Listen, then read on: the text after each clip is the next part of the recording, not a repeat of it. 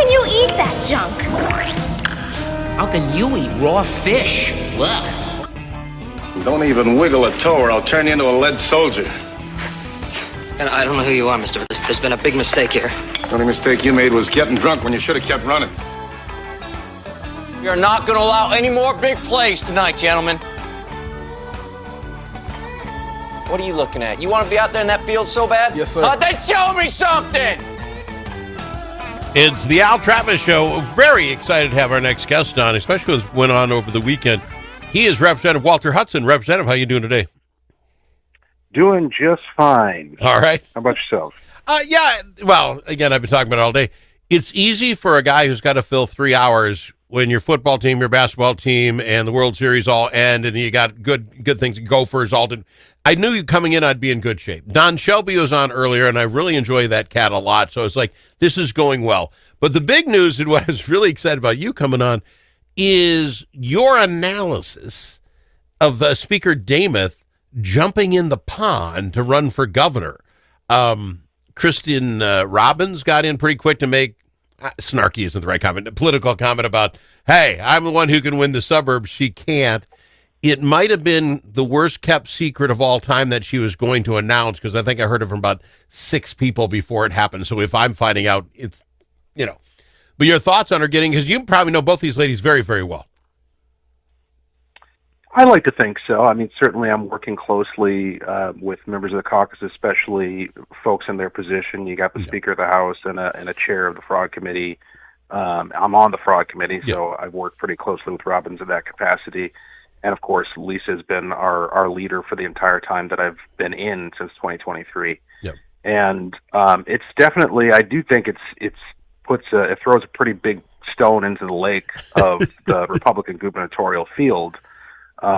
She has broad respect from a lot of different sectors. She carries herself well. She's done a good job of managing our caucus in very uncertain and difficult scenarios.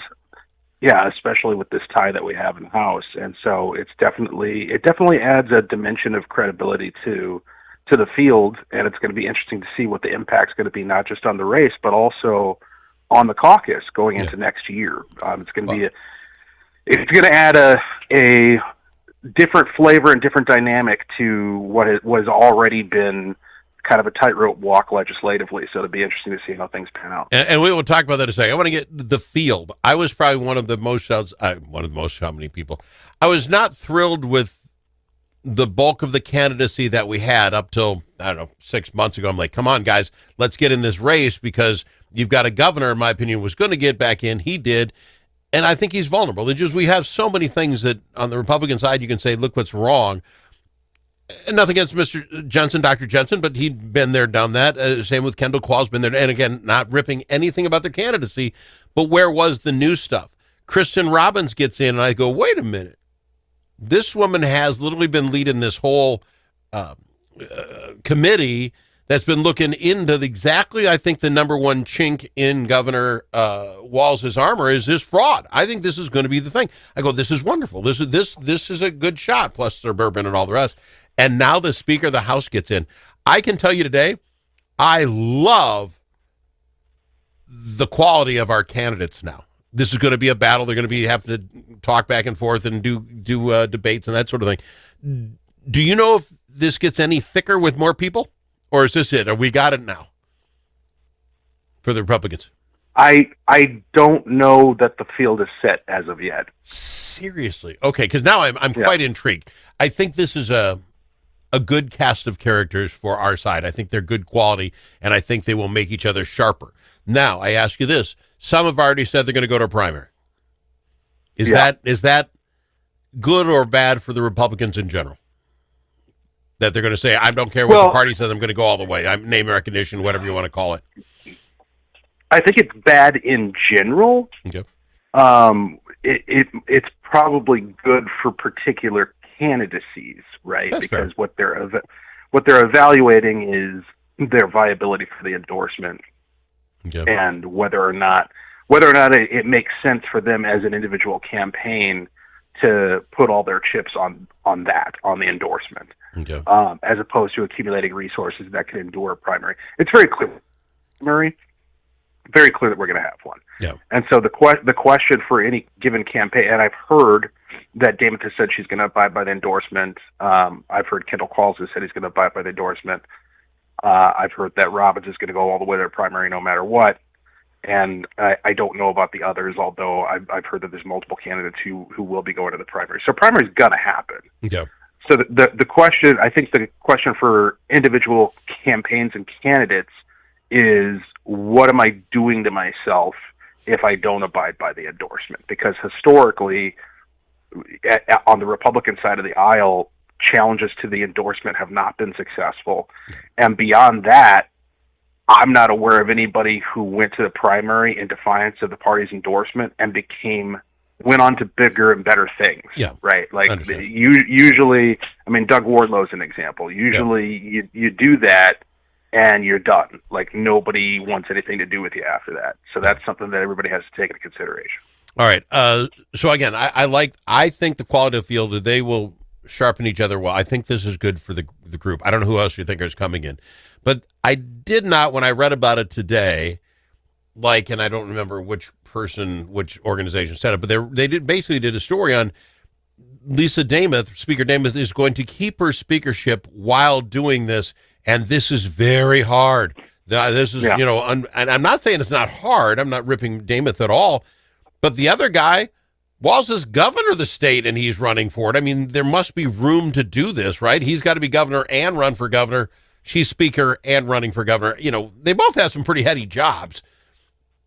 Yeah, I would say the primary difference is that as Speaker of the House, you have responsibilities for other people who are also running for office, right? So she's the head of the caucus and the campaign arm of the caucus. So there is going to have to be, and I'm not speaking from any insider knowledge here, just speculation and conversations that I've had with people, kind of wargaming this out before the announcement even occurred.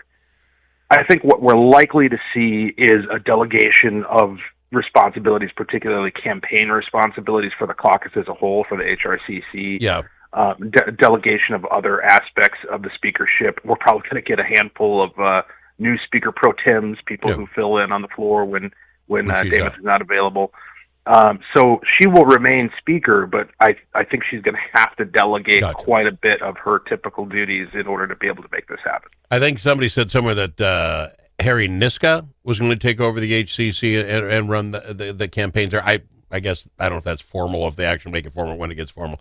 But if you want people who've been there, done that, to move to the next step up, you got to allow someone to be the Speaker of the House and run. You're a senator and you want to run. You have to allow that. I just thought when I read the story, it's like, come on, how else do you get people that have been there, done that to run if you're going to hold them accountable? I hold them to that. I get what you're saying. She's going to have some people step up for her on days she can't be there. I get that. But is that the least of our worries? No. Okay. I mean, I want to know that you're the guy inside. Tell me what's the biggest thing I got to worry about. Well, I mean, it's so I think the biggest thing that we have to worry about within the caucus is fracturing and disunity as the gubernatorial campaign heats up. So, you've got two members now who are running for it, and to what extent is there going to be professionalism within the caucus of compartmentalizing the gubernatorial campaign competition from the legislative responsibilities and our responsibilities to each other within the caucus. What? Now, I personally don't feel like I'm going to have a problem with that. Yeah. I don't think that Speaker Dameth or Chair Robbins are going to personally have a problem with that, but we may. You get any group of people in a room, and you get a wild cast of characters. So there may be some divisions that otherwise wouldn't have been there. Are you allowed to keep us posted on that? If you see any of that division stuff going on, are you able to do that, or is that all inside baseball and you guys are sworn to secrecy? I'll put it this way: what becomes public is fair game for discussion. But I personally am not going to be breaking news from inside the caucus room. Fair enough. I got to ask. You're here every week. I want to go to break because I couldn't have been any more mad than what broke last week about the governor closing off 14 more Medicaid programs for 90 days. I want to talk to you about that on the other side. Can we do that? Sure. I got him. Representative Walter Hudson on the Al Travis Show. Think about it. Now that school's back in session, how are Minnesota students doing? Not very well. Minnesota ACT scores fell again last year and are the lowest they've been in 10 years. In fact, fewer than half of Minnesota students can either read or do math at grade level. Think about it. We used to brag about our schools. Now we're losing to states like Mississippi. Visit AmericanExperiment.org for more information. Think About It is brought to you by Center of the American Experiment, Minnesota's think tank. Hey, Brian, what do you call a lobbyist with a sense of humor? Me? Close. Momentum advocacy. We help clients get real results at the Capitol with strategy, relationships, and just enough charm to make it fun. From policy wins to media spots, we've got your back. Nonprofits, businesses, coalitions, we've helped them all. And we do it with nearly 90 years of combined experience. Momentum advocacy. As always, your friends at the Capitol. Learn more about our team at momentum-advocacy.com.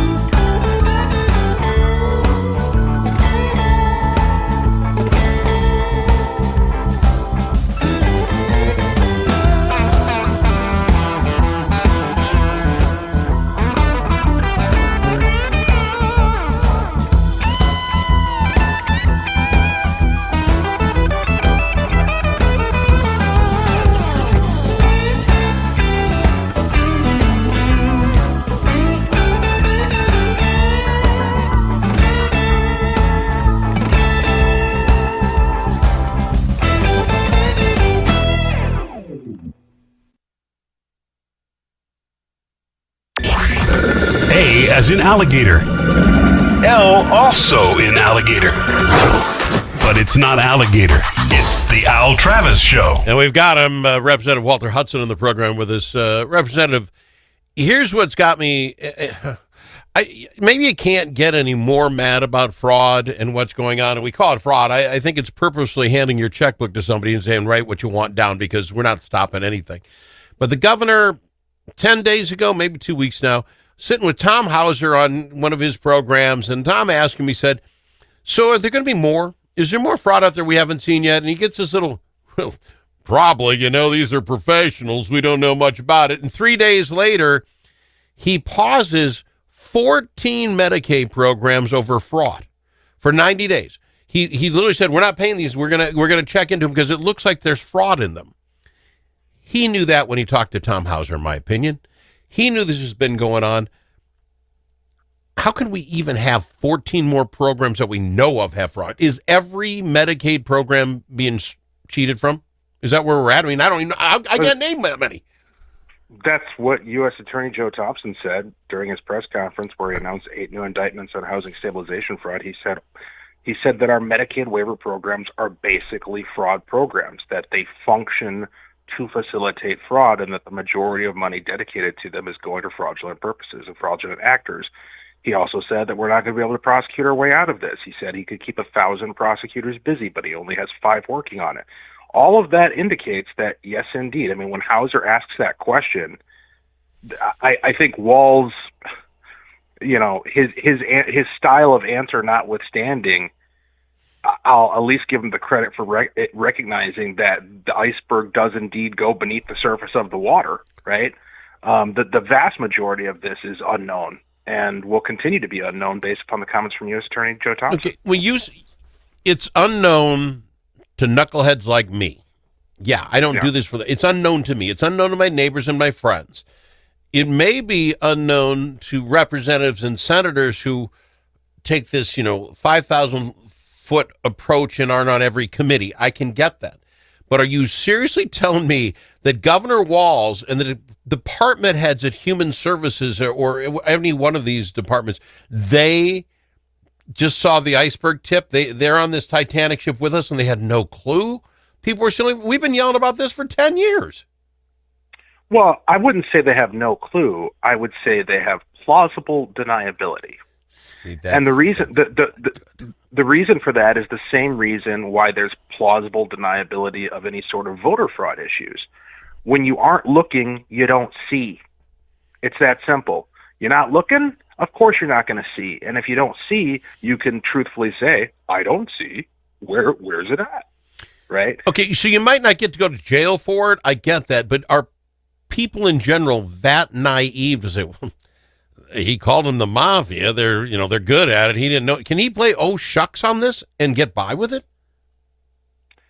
Well, I guess that all depends on us. It depends on our ability to communicate, the press's willingness to report, our ability to connect with people. I mean, like I told you last week, I've stood in rooms full of 150 Republicans and told them things that they didn't know. And these are the people who pay attention. These are the people who care the most.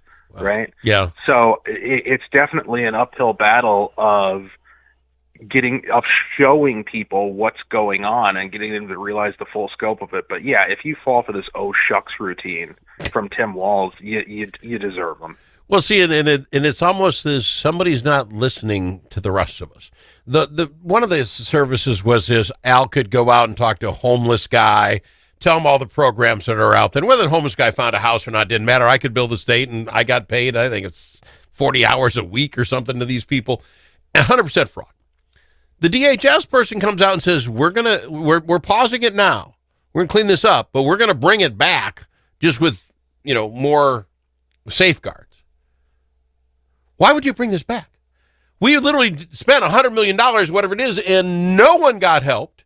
Money went flying out the door, and evidently those homeless people still survived. So, I mean, you had no goal for $100 million. We'll get 10 people off. I don't even know. There was no goal here. And they're literally looking at Al and saying, don't worry, we're going to bring it back. We'll have some safeguards. I don't want it back. Find a way. Give the money straight to the homeless guys so we can go get a room. Makes more sense to me than have Al, who has no degree in anything, just going out there and chatting with you, which no one was doing, by the way. But you get my point. I do, and the nice thing about this is that even though they tread lightly on the Democrat side of the aisle when addressing this issue, it is very clear to me at this point that there are some Democrats in the legislature, at least in the House, who are frustrated with the structure of these Medicaid waiver programs and oppose the way that they've been set up and run so far. One example is my Democrat colleague on the Fraud Prevention Committee, Representative Emma Greenman, who in hearings has expressed her exasperation with the fact that we're using these middlemen, these nonprofits and businesses, to deliver these services as opposed to delivering them directly. And I think delivering them directly is not going to work either. But to your point, ensuring that the arbiter of value is the end user, that the person who actually needs the help is determining whether or not they've gotten it and it's worth the state's money, is the solution to the problem. But that's going to require an entire systemic program redesign. Or maybe just people who care in the program. You can't, here's what I don't know if anybody's ever got a nasty letter put in their personnel file for just kind of overlooking this stuff. But when the U.S. Attorney General comes in and we think 100% of this entire program was fraud, where's Bob, the head of that department? Where's Bob in this? Where's the guy who wrote the check? 100% of what you did was going wrong, and no one gets in trouble. It's got to start with a mentality more than anything else. You got to care. Well, and there's accountability regardless of intention, right? Okay. Like ignorance of the law is no defense. In a similar sense, playing oh shucks with your responsibility as the governor of the state is no excuse. And so, there needs to be accountability for the Walz administration and for Walz himself. Unfortunately, it seems as though that's only going to come through the ballot box. Fair enough. Sir, I'm out of time. I was happy to have you on today because, all the players involved with who's, running the new names, running for governor, and I knew you'd be in all over on this thing with 14 Medicaid programs stopped for 90 days. My buddy said to me just real quick, if you can stop them for 90 days, do you need them? I just throwing it out there. I got to go to Mr. Hudson. Thanks for coming on. Appreciate you a ton. Yep. He's Representative Walter Hudson on the Al Travis Show.